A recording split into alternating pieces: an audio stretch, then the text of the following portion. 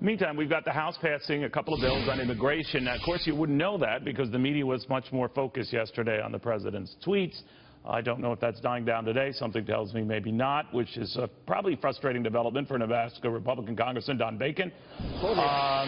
Congressman, very good to have you. Thank you. These are two very big developments and two very big measures in the direction of sort of cracking down on bad guys and bad things that could happen here. But it got lost in the sauce yesterday. Continues today. What do you think of that?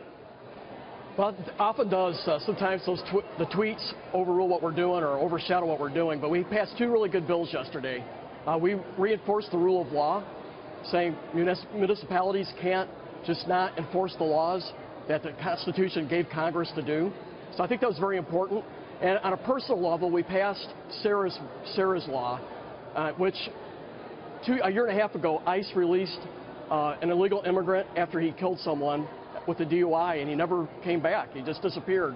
And so we passed a law yesterday that told ICE, you got to hold on to someone when they commit a crime that results in somebody's death. You just can't release them so they can disappear. So I think we made progress yesterday. Well, those are two very big developments. You're quite right. Even those who necessarily wouldn't share the same enthusiasm would acknowledge they're consequential. But you mentioned maybe a little bit of your frustration that it got sort of punted aside with the obsession on the tweets. Do you think the president is wise to tweet? There's a poll that, as you know, that 71% of Americans don't think it's a good idea, and that was before this latest one. Well, I think most Americans like the policies that are being put out. We're trying to get businesses, small businesses moving again. We're trying to get our military strong. We're trying to do tax reform. Healthcare is failing. We got to fix it. But it gets lost when you put out a bad tweet. So I would recommend that we do less Twitter and focus more on what our agenda is, because we have a good agenda. And so I believe we should raise the bar in how we talk to people. We need to have more civil communications. And I think we have a duty as the president, as well as Congress, to set the right example. So when that came out and you heard about it yesterday, what was your immediate reaction? I wish he wouldn't have put out that tweet. Now, I know some folks like it because he fights back. Right. And I think we appreciate that. But I think in this case, it's not presidential. We should raise the bar. And I don't think it's just for him. I think all of us have to set that example, because it is very uncivil. There's a lot of vitriol out there. And I don't think we help by throwing gas on the fire. We help by setting a better standard.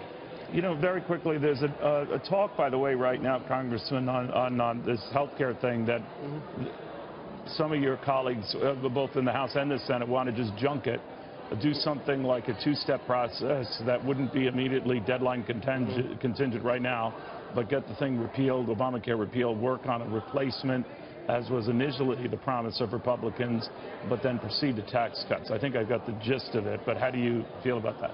Well, I think the House passed a good bill with AHCA. It's going to lower insurance premiums. It does some major reforms. It cuts taxes. It reduces spending, reduces the deficit. But in the end, we have to fix the individual market out there. In Nebraska, we paid a 51% increase in premiums last year. We don't know what we're going to pay more this year. We're going to hear soon. Iowa just found out they're paying 43% more. So we have to fix this. Farmers and our small businesses are begging for relief because they cannot afford the premiums. So right now it's in the Senate's hands. We're just going to, I think the Senate will have to do something, because you just can't stare at this disaster and ignore it. So they will get to 51 votes eventually. I hope they do it in the next couple of weeks or in the month of July. But we'll see what they do. And I'm convinced in the end they will get 51 votes, because you cannot ignore this disaster. Yeah. All right. We'll see. Very, very much. Congressman, thank you. Thank you.